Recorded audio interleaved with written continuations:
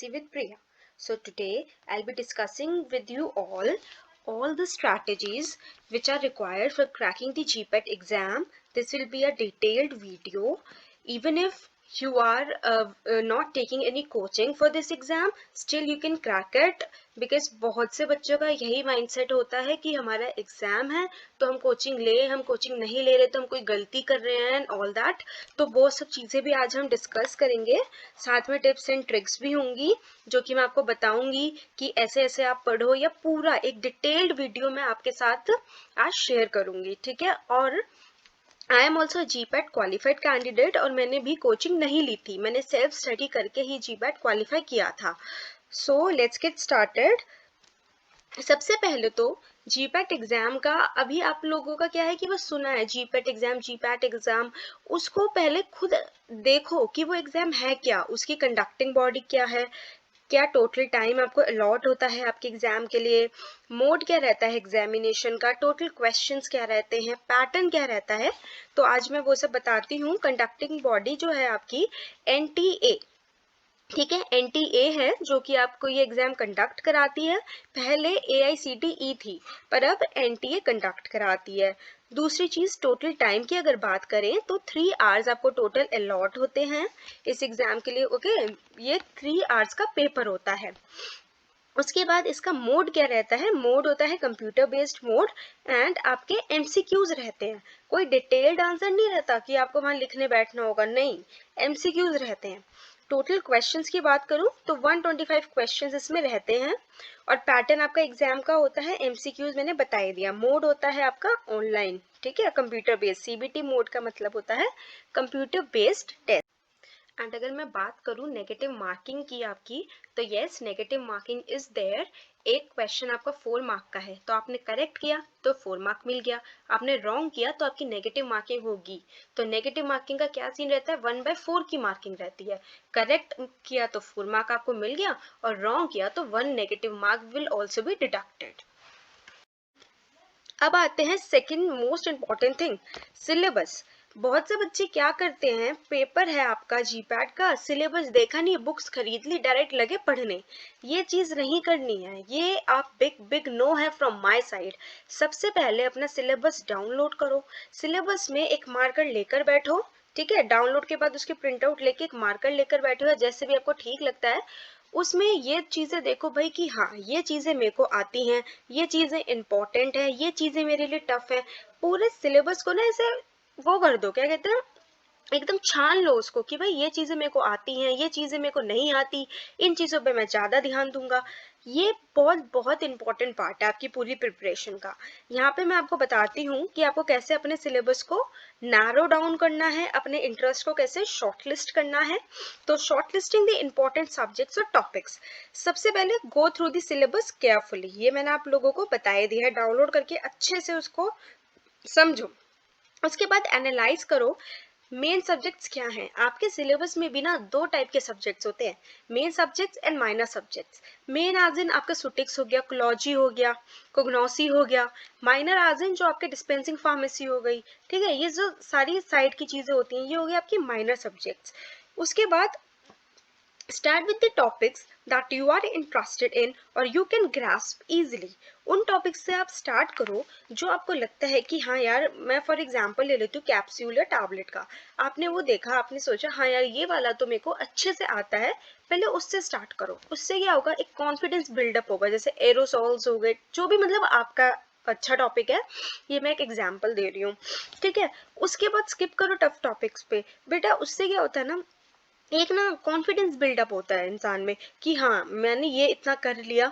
वो एक खुद ही जब आप करोगे ना तो वो खुद ही आता है अंदर से कि हाँ भाई ये हो गया, अब ये रहता है. और पहले ही टफ से लेके बैठ जाओगे, पहले अपना मोराल डाउन कर लोगे, फिर ये सोचने लगोगे यार मेरे बस की बात नहीं है, मैं तो कोचिंग ले ही लेता हूँ.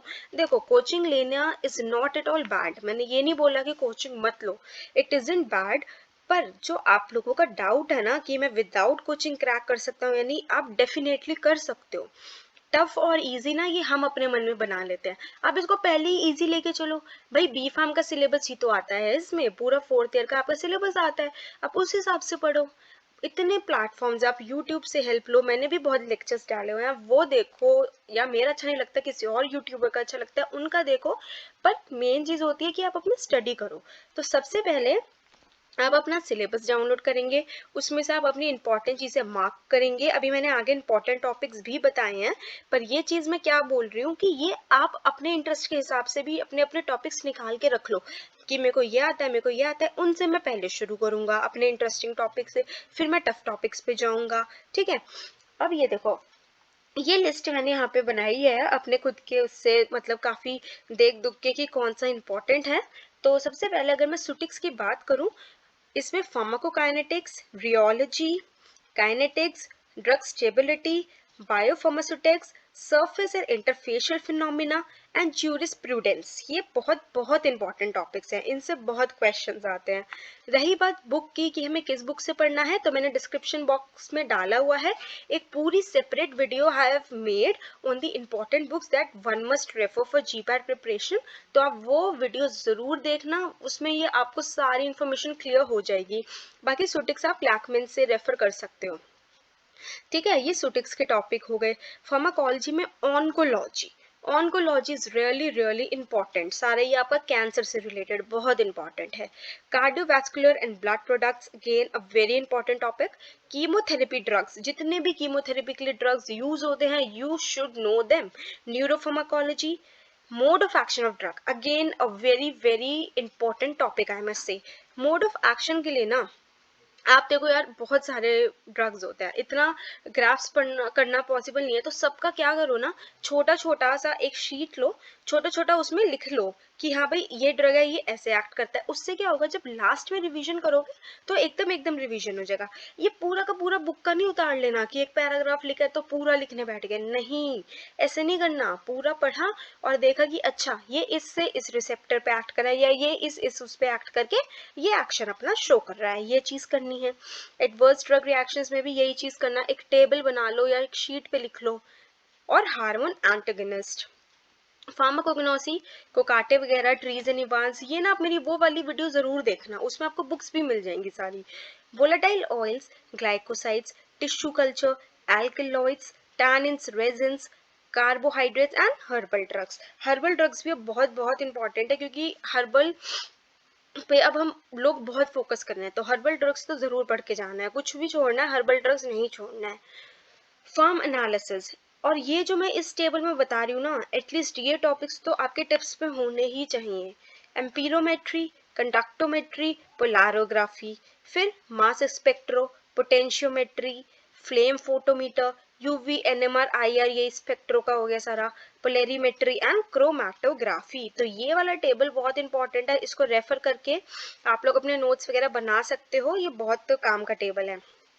उसके बाद देखो, यहाँ मैंने लिखा है practice makes a man perfect. क्यों लिखा है, क्योंकि you should develop a habit of practising your questions daily. मान लो मैं बताती हूँ, जैसे आपने आज पढ़ा कोई भी एक टॉपिक, एरोसोल्स पढ़ा, ठीक है, अब अंधों की तरह ये नहीं करना है कि सिर्फ हम पढ़े ही जा रहे हैं, पढ़े ही जा रहे हैं, no, this is a big no. आप क्या करोगे, एरोसोल्स पढ़ा, उसके क्वेश्चंस लेकर बैठे, ठीक है, जितना भी पढ़ रहे हो और उतने ही क्वेश्चंस भी सॉल्व करने हैं। क्वेश्चंस नहीं लगाओगे ना जब तक, तो अपने आप को ना मेजर नहीं कर पाओगे, अपनी डेप्थ नहीं जान पाओगे, और वो चीज़ जाननी बहुत ज़रूरी है। पढ़ना is one thing and answering the questions is one thing, ठीक है, दोनों अलग अलग चीज़ें हैं। फिर previous year questions are must. PYQs I must say students, आपको ये ज़रूर ज़रूर करने हैं PYQs। इससे क्या होता है, देखो प्रैक्टिस तो होती ही होती है, पैटर्न समझ आता है, ये समझ आता है भाई इस टॉपिक से जो हमने ये चीज़ें पढ़ी हैं, पर क्वेश्चन में क्या पूछा जाता है, ठीक है, एग्जाम में क्या पूछा जाता है, बॉडीज क्या पूछती हैं, एनडीए वगैरह, तो एक इम्पोर्टेंस पता चल जाती है। अब क्या है, purchase a good paper solving book, ये भी बहुत ज़रूरी है, ठीक है। वैसे तो आप ऑनलाइन भी देख सकते हो, नो इशू इन दैट, पर आप एक बुक खरीद लो। जैसे मैंने अपने टाइम पे 2 बुक्स तो रेफर करी थी, एक तो इनामदार, वो भी बहुत अच्छी बुक है, वो भी आप ले सकते हैं, and secondly synopsis for GPAT by Piyush publications. So इसमें क्या था ना, इस वाली बुक में अगर आप लोग चाहते हो तो एक दिन मैं एक सेपरेट वीडियो बना दूंगी इस पूरे बुक के कंटेंट्स और हर चीज़ आपको दिखाने के लिए। ये एक बहुत अच्छी बुक है, हर चैप्टर शॉर्ट में करके दिया हुआ है, उसके बाद एमसीक्यूज दिए हुए हैं और जीपैट पेपर्स वगैरह भी हैं इसमें, मॉडल पेपर्स भी हैं, ओल्ड पेपर्स भी हैं। तो it is a very good book. जैसे आप क्या है कि इस बुक के थ्रू ना रिवीजन भी कर सकते हो, बहुत अच्छा रिवीजन होगा। मैं खाली ये नहीं बोलूँगी कि खाली इसी से ही पढ़ के आप क्रैक कर लो पेपर, ऐसा नहीं है। अपना स्टैंडर्ड बुक्स हमेशा हमेशा रेफर करोगे, पर ये वाली जो बुक है ना ये आपको एक क्रिस्प फॉर्म में दे देती है चीज़ें।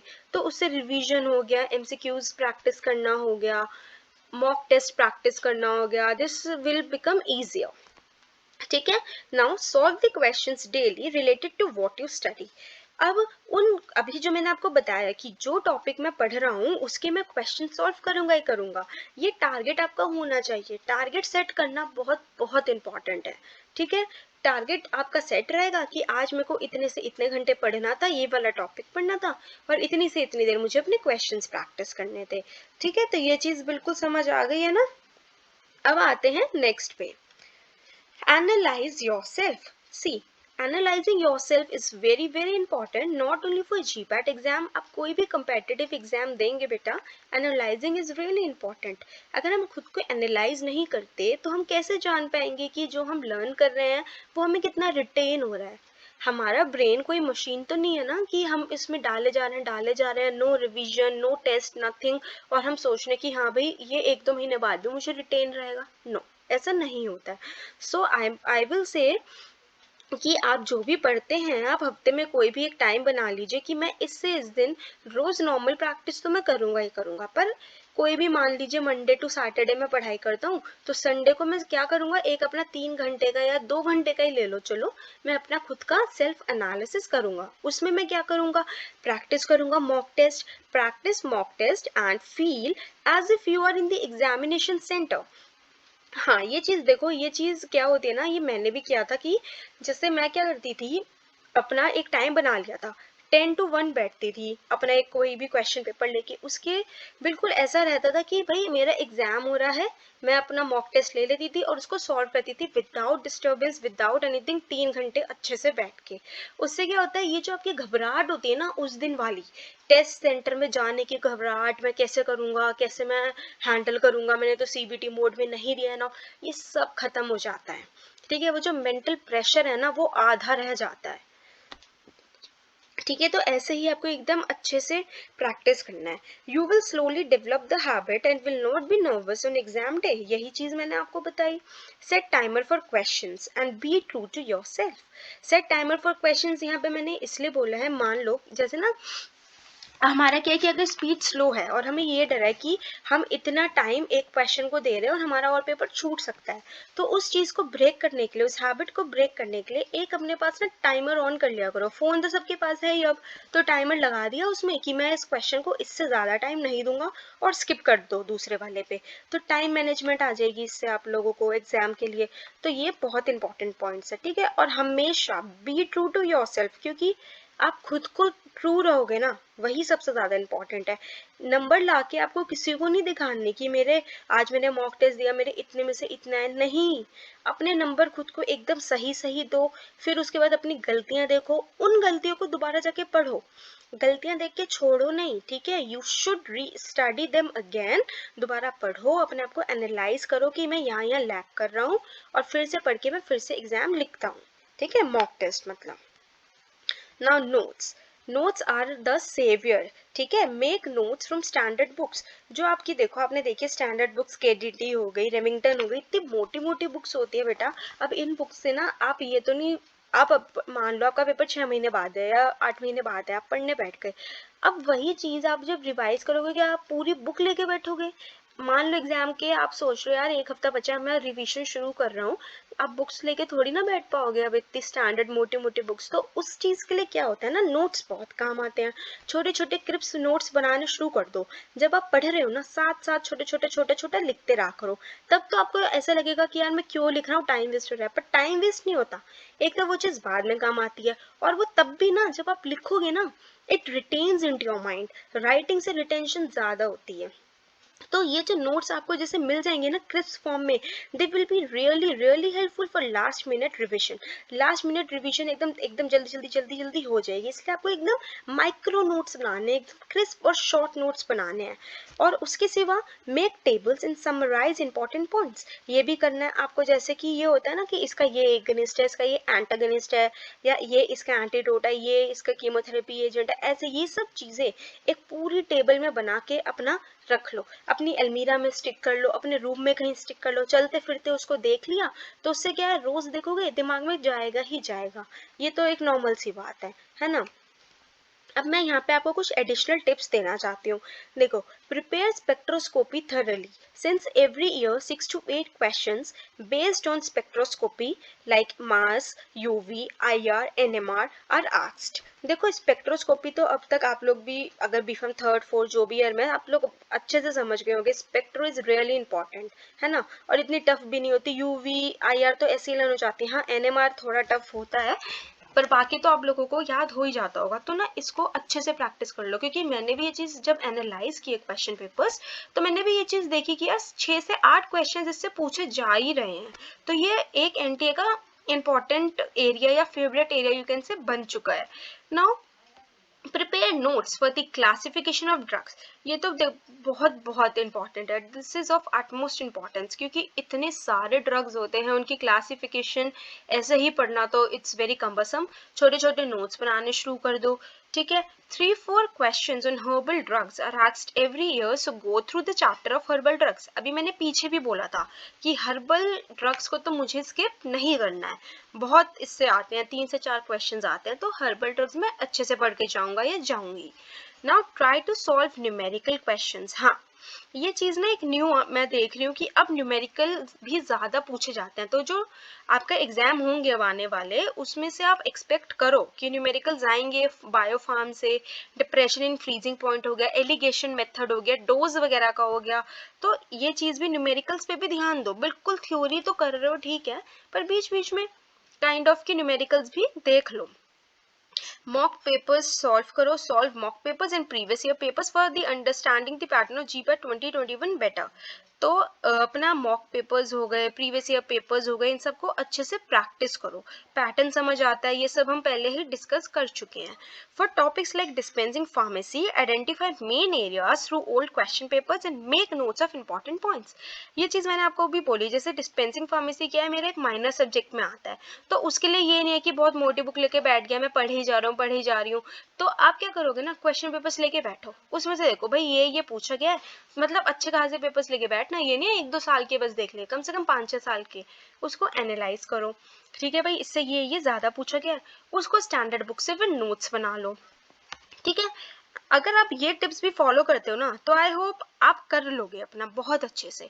सो at last you got this, and don't think कि मैं ये नहीं कर सकता, you can and you will. So ये टिप्स आप एक बार और अच्छे से देखना, I think these will definitely help you। okay, so this was all about the today's video।